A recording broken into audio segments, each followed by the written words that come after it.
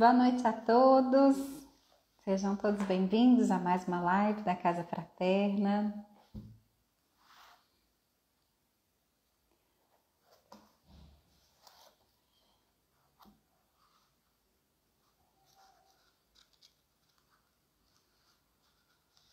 Olá, Cristina, boa noite, seja bem-vinda.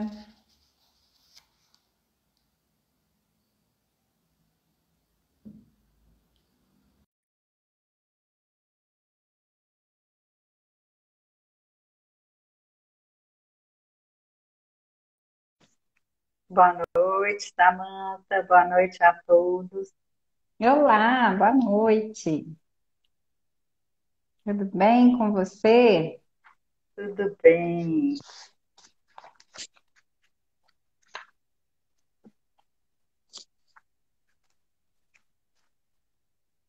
Boa noite, Thelma, Tatiana, Cristina. Bem-vindas. Bem-vindos a todos.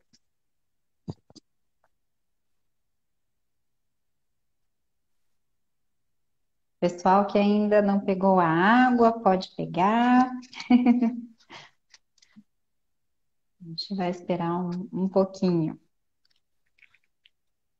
Isso.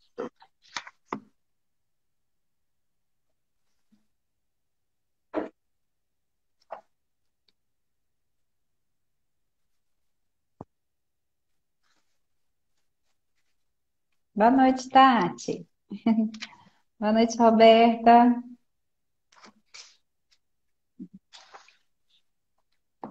Olá, Roberta.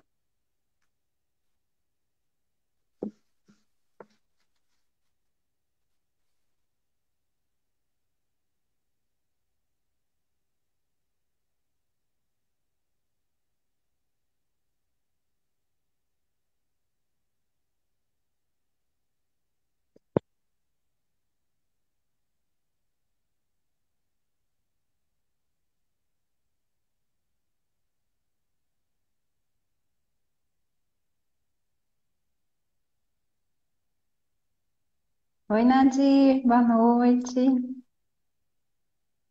Boa noite, Nadir.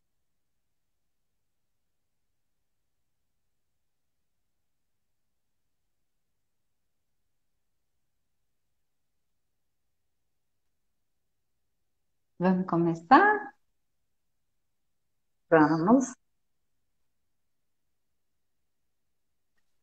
Vamos fazer nossa prece, né? Vamos elevar os nossos pensamentos a Jesus, procurando serenar nossos corações, para sintonizarmos com a misericórdia divina que se derrama sobre todos nós, com essa abençoada oportunidade de aprendermos um pouco mais sobre os ensinos de Jesus. Que os nossos amigos espirituais, benfeitores e mensageiros de Jesus possam nos auxiliar nessa compreensão e ampliar nossas percepções, e que os nossos irmãos desencarnados que estejam em nossos lares, que habitualmente nos acompanham, possam também aprender, esclarecer, confortar seus corações.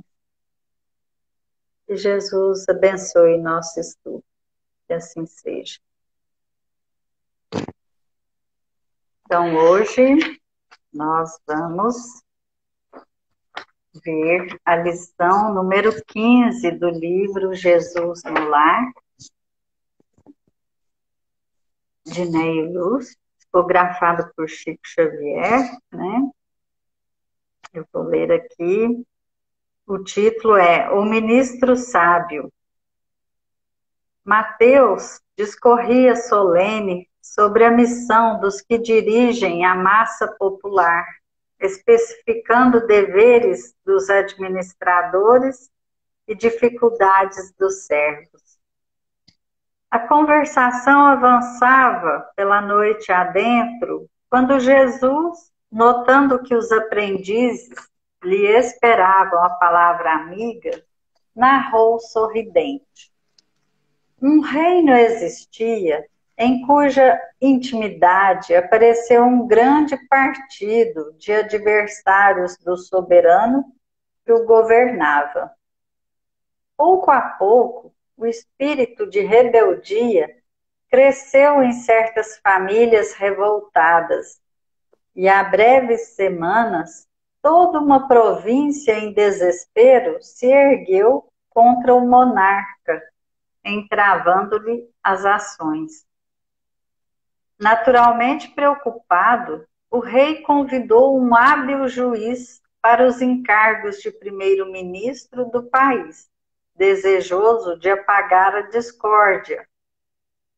Mas o juiz começou a criar quantidade enorme de leis e documentos escritos que não chegaram a operar a mínima alteração. Desiludido, o imperante substituiu por um doutrinador famoso. O tribuno, porém, conduzido à elevada posição, desfez-se em discursos veementes e preciosos que não modificaram a perturbação reinante. Continuavam os inimigos internos solapando o prestígio nacional, quando o soberano pediu o socorro de um sacerdote, que, situado em tão nobre posto, amaldiçoou de imediato os elementos contrários ao rei, piorando o problema. Desencantado, o monarca trouxe um médico à direção dos negócios gerais, mas tão logo se viu em palácio partilhando as honras públicas, o novo ministro afirmou, para conquistar o favor régio, que o partido de adversários da coroa se constituía de doentes mentais e fez disso propaganda tão ruinosa que a indisciplina se tornou mais audaciosa e a revolta mais desesperada. Pressentindo o trono em perigo, o soberano substituiu o médico por um general célebre, que tomou providência drástica, arregimentando forças armadas nas regiões fiéis e mobilizando-as contra os irmãos insubmissos. Estabeleceu-se a guerra civil.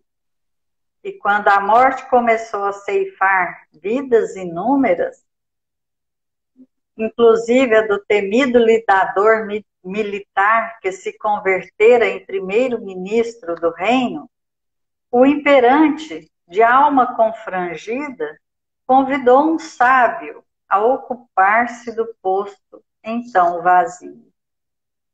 Esse chegou à administração, meditou algum tempo e deu início a novas atividades. Não criou novas leis, não pronunciou discursos, não censurou os insurretos, não perdeu tempo em zombaria e nem estimulou qualquer cultura de vingança. Dirigiu-se em pessoa à região conflagrada, a fim de observar-lhe as necessidades. Reparou aí a existência de inúmeras criaturas sem teto, sem trabalho e sem instrução. E erigiu casas, criou oficinas, abriu estradas e improvisou escolas, incentivando o serviço e a educação, lutando com valioso espírito de entendimento e fraternidade contra a preguiça e a ignorância. Não transcorreu muito tempo e todas as discórdias do reino desapareceram, porque a ação concreta do bem eliminara toda a desconfiança, toda a dureza e indecisão dos espíritos enfermiços e inconformados. Mateus contemplava o Senhor embebecidamente, deliciando-se com as ideias de bondade salvadora que enunciara. E Jesus, respondendo-lhe a atenção com luminoso sorriso, acrescentou para finalizar: o ódio pode atear muito incêndio de discórdia no mundo, mas nenhuma teoria de salvação será realmente valiosa sem o justo benefício aos espíritos que a maldade ou a rebelião desequilibraram. Para que o bem possa reinar entre os homens, há de ser uma realidade positiva no campo do mal, tanto quanto a luz há de surgir pura e viva, a fim de expulsar as trevas.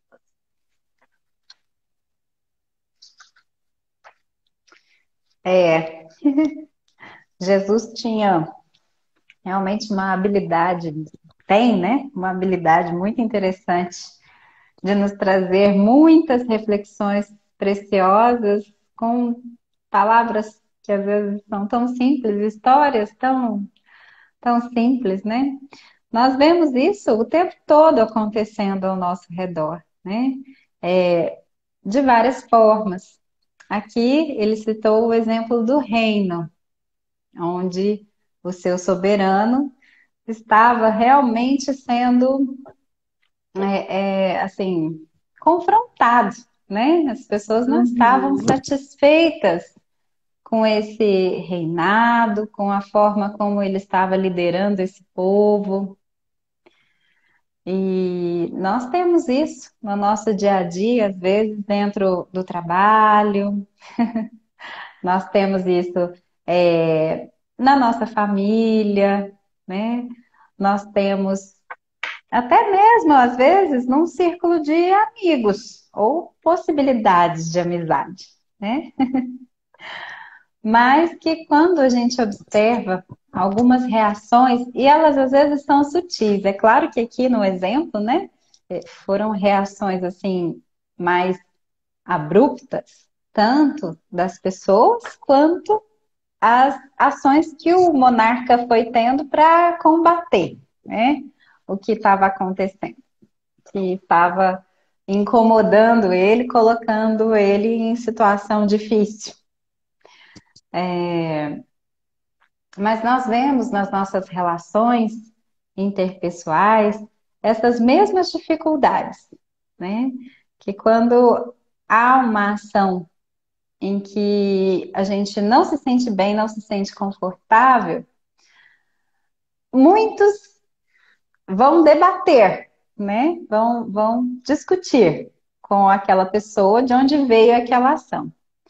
Outros vão simplesmente silenciar e se afastar, né? Então, são várias formas, às vezes, de demonstrar esse desgosto, né?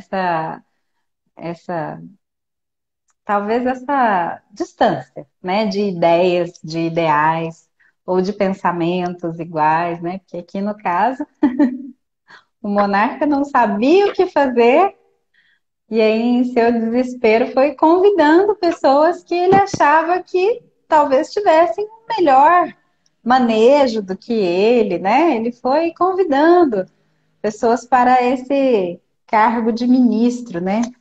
Interessante, quando ele começa, ele primeiro traz um juiz, né? Porque o juiz, nós temos em conta, assim, quando algo está para nós, né, de algum modo injusto, a gente quer alguém que tenha autoridade em lei para resolver as questões, né? A gente busca isso.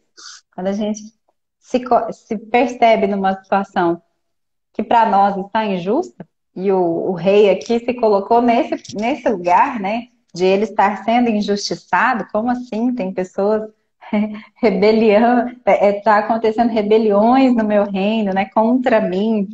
Então a primeira pessoa que ele chamou foi um juiz, que infelizmente, ou felizmente, né, que é mesmo da rotina do juiz, saber sobre leis, sobre documentos, né? Então, ele ficou ali na parte, como vamos dizer assim, burocrática da situação, tentando resolver através de novas leis, novas imposições, né? Ah, a partir de hoje é proibido respirar, é proibido olhar feio pro rei. Agora todo mundo, na hora que chega na presença dele, né? Assim, eu tô aqui brincando, mas é que a gente vê isso acontecer no nosso dia a dia, né? Soluções através de regras que vão impondo o que deveria ser natural ali no caso. Um respeito, mas aí através de novas regras que impõem esse respeito, né? E a gente sabe que o respeito ele é conquistado, né? Através das Sim, ações sim. daquele líder, daquela pessoa que está ali à frente. Não é pela fala dele ou por uma outra pessoa que vai colocar mais regra. Não é assim que se resolve.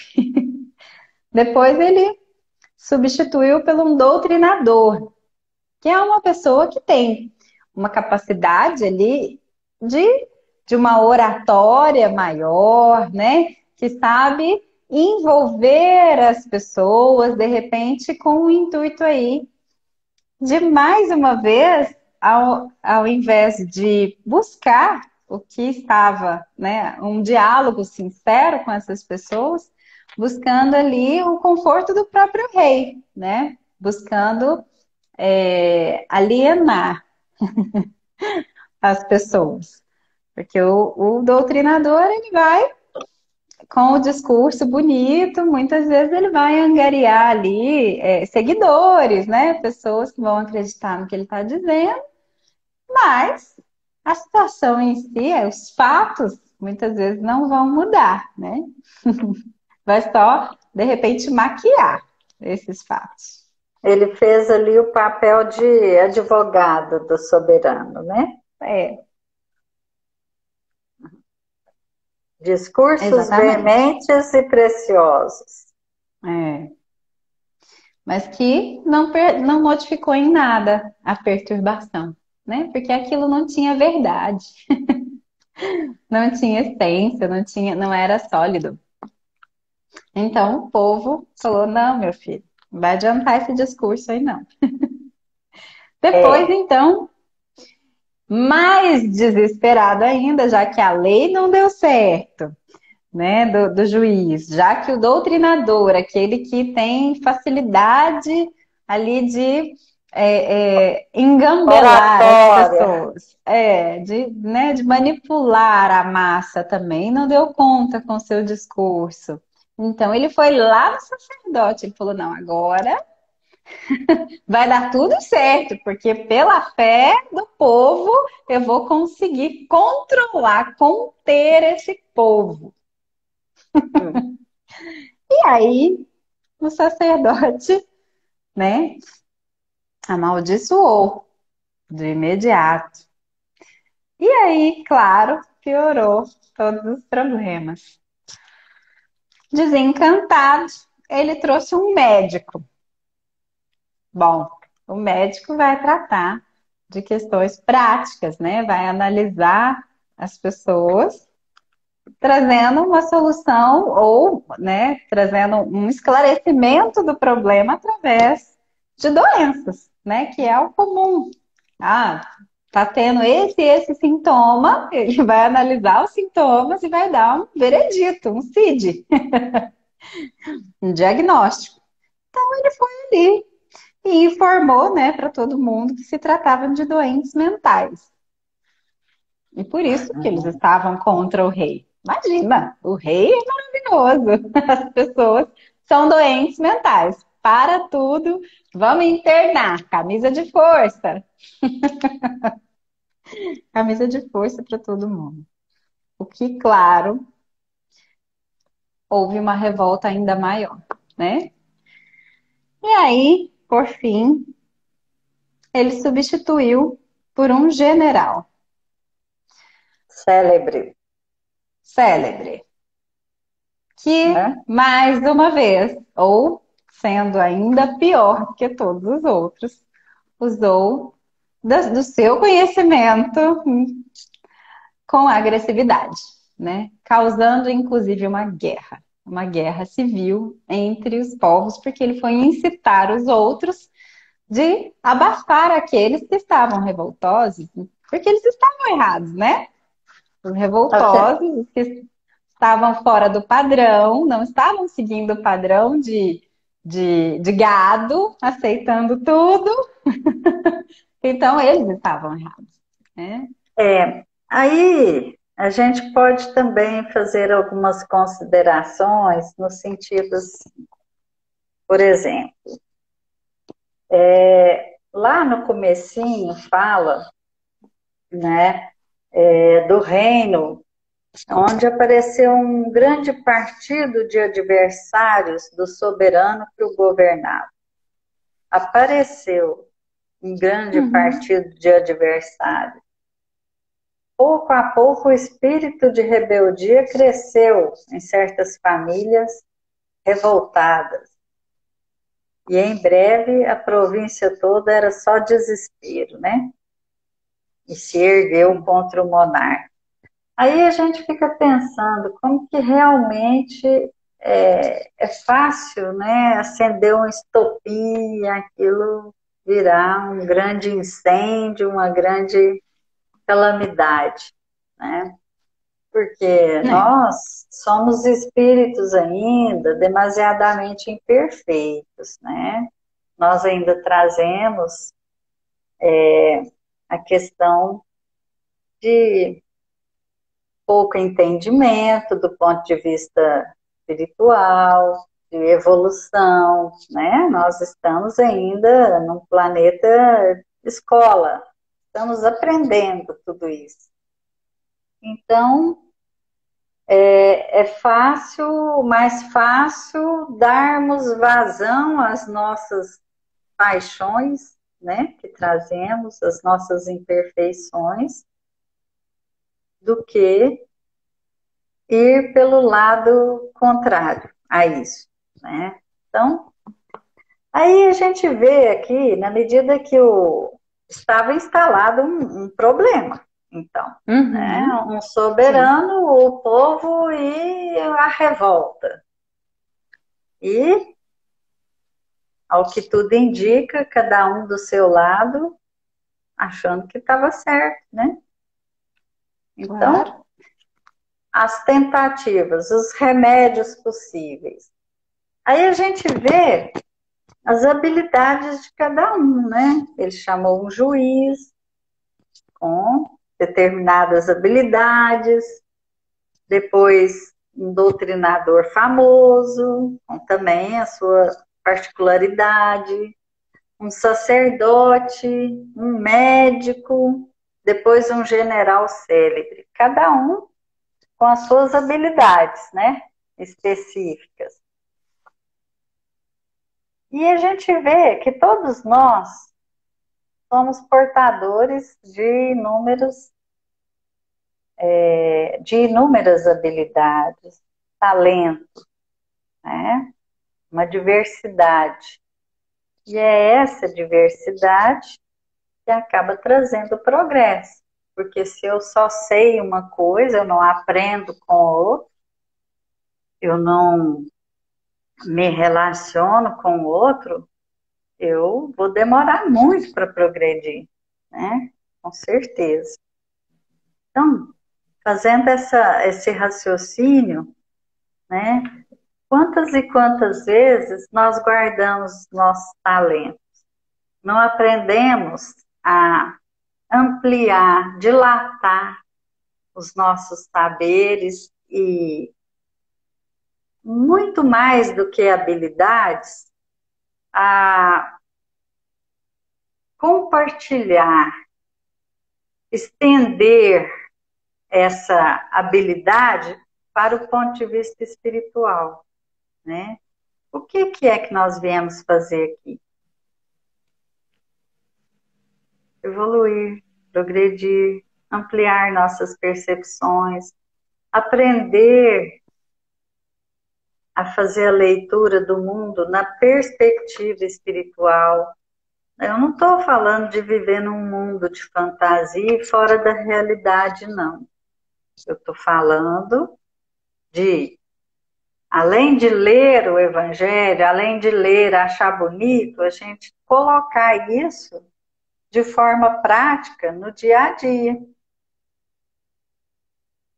E aqui, o que faltou a esses com tantas habilidades foi exatamente isso, né? A gente pode compreender que faltou justamente esse lado, essa perspectiva espiritual, né? Até porque Tá.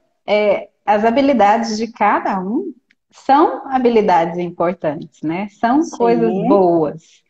sim, Porém, não houve aqui, né, uma reflexão do que realmente estava acontecendo. Houve só como que tomar partido, né? Opinião. Seguindo a opinião do rei, eles foram obedecendo, né, de acordo com o que o rei esperava, de acordo com o que esse rei queria que fosse feito, né? De acordo com a opinião do rei, olha, esse pessoal está doido, essa revolta precisa ser contida. Então eles obedeceram, né, apenas a uma opinião, é, mas eles não se deram em momento algum a oportunidade do saber, de conhecer o que estava realmente acontecendo, né? O que ali, naquele povo revoltoso, poderia estar faltando, né? O que é, estava acontecendo lá? Ninguém se deslocou para o outro lado para realmente saber, conhecer, né, a verdade ou o que poderia ser feito, né? Estava é, apenas obedecendo um lado, estava de é. acordo com uma opinião. O rei, na verdade, ele estava buscando ajuda, Sim. né? Olha, estou perdido, alguém me ajude. Só que essas várias tentativas, a gente pode dizer assim, ficaram no raso, né? Essa visão mais ampla, essa compreensão mais aprofundada, né? Só veio depois, né? Sim, porque quantas vezes, né, a gente, no nosso dia a dia mesmo, a gente faz isso. A gente toma partido de uma posição, ou a gente faz uma ação só pela opinião de uma pessoa. A gente não investiga. A gente não vai atrás para saber exatamente o que tem por trás, né? A gente tem alguém que a gente gosta, e a pessoa te conta algo terrível sobre outra pessoa e de repente aquela outra pessoa já se tornou o seu inimigo também. Porque a É, gente toma partido. A gente não é, tem o bom senso, né? De tudo bem, né? Eu amo essa pessoa que me contou essa história e ela está sofrendo. Eu entendi. Mas peraí, eu vou do lado de lá para entender de que forma veio esse sofrimento, né? Porque muitas vezes a gente está apenas atendendo as nossas velhas tendências, né? O nosso ego, a nossa vaidade, o nosso orgulho. E aí a gente se defende do outro como se o outro fosse um inimigo nossa. E geralmente, quando a gente faz esse movimento de se defender, a gente vai ter automaticamente a postura de diminuí-lo. A gente quer a todo custo, né, a força, diminuir aquele que está ali te afrontando. A gente faz esse movimento inconsciente, é claro, é uma reação de defesa, mas algo que acontece corriqueiramente no nosso dia. A gente quer diminuir o outro. ao invés de parar e prestar atenção. Peraí, ele está me incomodando por quê? Por que que ele está agindo assim comigo? Né? A gente não para pensar. E quando a gente conta isso a um terceiro, a gente faz uma E bola de neve, né? Ela aí vai a gente, só aumentar. aí a gente começa aqui, ó, um grande partido de adversários. Sim, um grande Mas, partido. mas E voltando é aqui, assim, trazendo para a parte espiritual, como você estava dizendo, isso é muito sério, porque às vezes leva-se milênios em obsessões terríveis de um grande partido de adversários por conta de um desentendimento ou por conta de alguém que estava defendendo só o seu ego, né? Então, você, assim, essas pequenas coisas, às vezes, no nosso dia a dia, que a gente acha assim que é bobo, né? Mas quando a gente entra em confronto com alguém, por qualquer que seja a situação, às vezes vai levar milênios para que a gente se liberte dessa situação enquanto espírito. você me Por conta fez de. lembrar, você me fez lembrar algumas situações que a gente tem no trabalho prático mediúnico. A falta de ponderação, aquele velho, aquele velho costume de deduzir coisas sem procurar saber o que de fato aconteceu, leva a atitudes, às vezes, completamente insanas. E o espírito depois fica, às vezes, perseguindo pessoas, porque ele deduziu uma coisa que nunca existiu. Sim, que nunca Né? aconteceu. E nós precisamos lembrar que muitas vezes nós não só nos precipitamos, porque nós temos responsabilidade pelos nossos atos, mas também nós muitas vezes somos instigados por influências negativas de, né, velhos conhecidos, velhos Sim, desafetos, que justamente queriam muito ver o circo pegar fogo. E a nossa derrocada espiritual. Então, não são poucas as vezes que, ao se dialogar com as entidades no trabalho prático mediúnico, e é mostrado para elas, não é nada daquilo, a pessoa cai em profundo, ela fica estarrecida, espanto, aí vem o remorso, o que que eu fiz, meu Deus, não era nada daquilo que eu pensava, como assim? é. Né? Aí é tarde, vamos dizer, né? Aí depois vai ter que refazer o caminho, não tem outro jeito. E É porque aí, hoje em dia a gente não pega mais, a gente não saca a espada da cintura e mata os outros, né? Mas, mesmo assim, às vezes a gente mata o outro de outra forma, né? Com uma atitude sim, intempestiva. E é, assim, e tem é que como você pensar disse, nas consequências. Desde uma são, fofoca, uma coisa que você nem tem certeza, e você vai reproduzindo e vai estimulando os outros a fazerem a mesma coisa. você não viu E fulano, mas você não viu o que ele fez? Mas você pois sabe, eu é. vou te contar. Aqueles velhos, você sabe que eu fiquei sabendo de fulano, fulana, isso e aquilo, e ali a gente não tem noção das consequências que pode ter, né? Exatamente, E voltando aqui exatamente. para o nosso texto, qual foi a diferença, então, de todos os outros que antecederam o sábio? Olha essa frase super importante. O sábio chegou à administração e o que ele fez? Qual foi a primeira coisa que ele fez? Meditou. Meditou por algum tempo. Ele não saiu fazendo isso ou aquilo ou falando.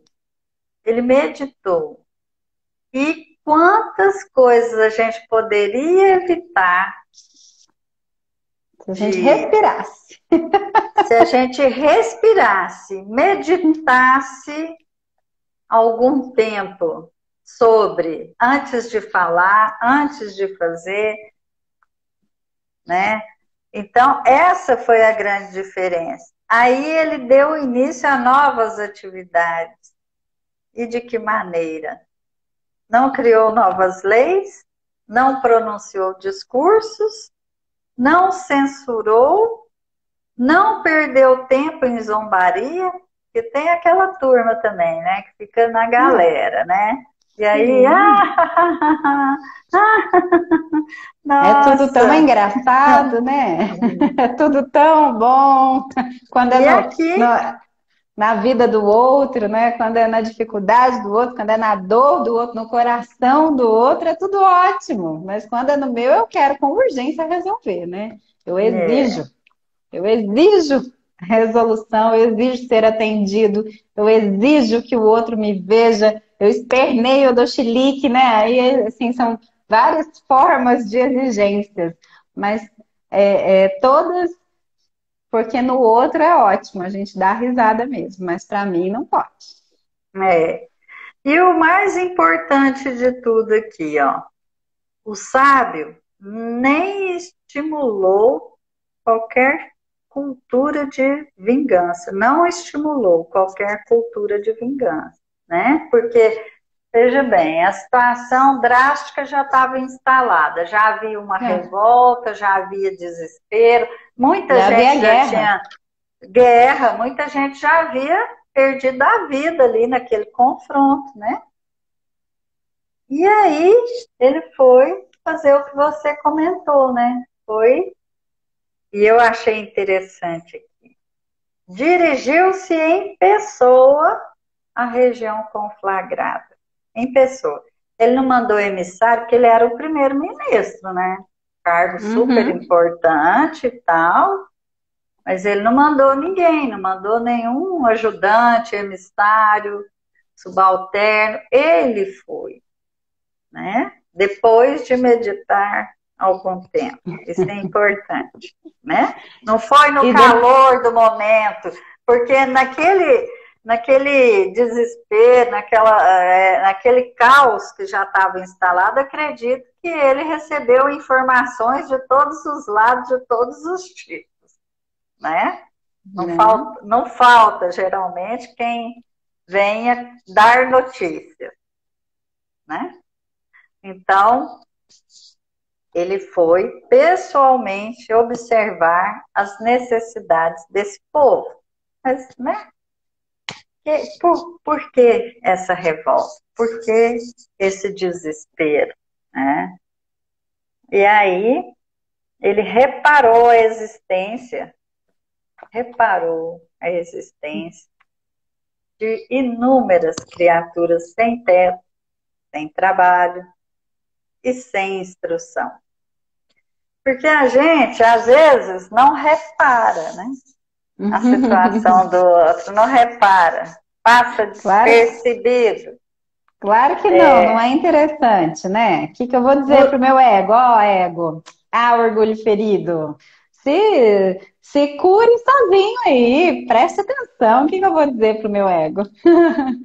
Se eu Não, reparar, se eu reparar que o outro precisa muito mais que eu, se eu reparar que o outro não tem o que eu tive, não tem as mesmas condições, não não tem. tem o mínimo Uhum, indispensável. Né? sim, E ele falou aqui, ó, de criaturas sem teto, sem trabalho, mas não só coisas materiais, sem instrução. sem instrução. E aqui, né, desconfia-se que ele não esteja falando só da escolaridade, da questão da intelectualidade, né? Uhum. Instrução espiritual, porque, né, a gente precisa lembrar que a vida aqui na Terra, ela é uma passagem. Nós temos o dever de contribuir com o progresso, mas sem apegos. Tem a ilusão que vamos continuar em cargos, em tronos, tudo isso vai ficar aqui. Sim. Simples assim. Mas nós temos, sim, o dever de contribuir no progresso material e espiritual daqueles que caminham conosco, né? E, exatamente por isso, o sábio, então, pôs a mão na massa, né? Erigiu casas, criou oficinas, abriu estradas, improvisou escolas, incentivando o serviço e a educação, lutando com valioso espírito de entendimento e fraternidade contra a preguiça e a ignorância. Interessante, né? Eu queria finalizar meu comentário com um texto muito interessante do livro Palavras do Coração. É uma psicografia do Chico também, mas é de Meimei. Mas esse texto já? chama...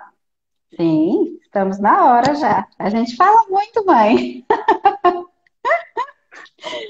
Esse texto chama Entendimento. E ele é assim: compreensão, o grande problema.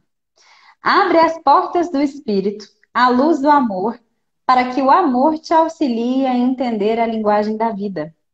Sensibilizas-te com o enfermo necessitado e promoves para ele o socorro de emergências. Reflete, porém, naqueles companheiros favorecidos por finança e prestígio que encontram a morte do corpo, sob o peso dos compromissos assumidos, notadamente em colapsos cardíacos ou em estafas profundas, sem oportunidade de receberem qualquer medicação. Enternece-te com a história triste de criaturas padecentes e sabes descobrir para elas as fontes da consolação e da esperança. Considera, no entanto, as que agonizam lentamente no próprio lar, espezinhadas pelos entes que mais amam, ocupando as aflições que lhes devastam a vida de modo a não feri-los. Sofres com os pais que perderam a presença de filhos queridos nas cinzas da morte e consegues improvisar recursos a fim de reconfortá-los. Medita, contudo, naqueles outros que se viram afastados de filhos igualmente amados, que lhes trocaram o afeto pelas aventuras da delinquência. Lamentas a penúria dos irmãos em aflitivas necessidades materiais e buscas o apoio que os alivie. Entretanto, pensa também nos companheiros carregados de problemas que escondem as próprias dores para não estragarem existências alheias. Todos passam na terra, suportando o lenho das atribuições que lhes fazem indispensáveis ao burilamento espiritual. Ama e auxilia sem distinção. Não desprezes os que caminham nos andrajos das grandes provas, nem censures os que seguem no carro da fortuna aparente. Em qualquer parte, todos nós somos filhos de Deus. Que lindo, hein? Perfeito, perfeito. Eu gostaria de agradecer. Não sei, você tem mais algum comentário? Tenho sim. Só um pouquinho. Já estamos no nosso horário. Tá bom. Muitos espíritos, aqui no finalzinho da lição, diz isso, se desequilibraram, né? Espíritos que a maldade ou a rebelião desequilibraram. Quem de nós não passou por esse estágio, né? E até hoje, de vez em quando, se a gente não segura a onda, a gente está lá, rebelde, né? Esperneando, como você disse. Mas, coisa interessante que os espíritos também advertem a gente, é essa compaixão, porque esse estender de mãos sem olhar a quem, né? Chama-se compaixão. Sabemos que o caminho para a gente se reabilitar é o caminho do amor e da fraternidade. Porém, não quer dizer que estejamos cegos ao que se passa, aos crimes, né? Não se trata, só queria fazer esse lembrete, não se trata de sermos coniventes com o mal, né? Mas trabalharmos tanto quanto possível a cada um de nós para reabilitar esses espíritos, nossos irmãos, e que se encontram em desequilíbrio, como nós ainda somos, ou fomos, bem mais até pouco tempo. E para finalizar, um trechinho aqui de uma mensagem do livro da Esperança, Compaixão e Socorro. Mas se a compaixão, porventura, acalenta o mal reconhecido, mal de fato, a título de ternura, converte-se em anestesia da consciência, e se o socorro suprime o remédio necessário ao doente, a pretexto de resguardar-lhe o conforto, transforma-se na irresponsabilidade fantasiada de carinho, apressando-lhe a morte. Morte espiritual, né? Então é isso. É equilíbrio, né? É ter a medida, até onde estamos ajudando realmente, ou alimentando a doença, o desequilíbrio, né? Então, é isso. Isso também tem o nome de vigilância. Muito obrigada a todos pela companhia, tá? E A Ana que Elisa colocou aí, ó, coisa linda de se ver live com vocês duas, mãe e filha, gratidão. Ana, muito obrigada. obrigada. Estamos aqui para aprender juntos e é um prazer estar com vocês aqui e possamos, sob o amparo de Jesus, continuarmos nesse aprendizado. Muito obrigada. Boa noite a todos. Boa noite. Fiquem com Deus, que tenhamos uma noite de sono reparador para o corpo físico e de bastante estudo ainda em desdobramento em espírito. Assim Fiquem com seja. Deus. Tchau, tchau. Tchau, tchau.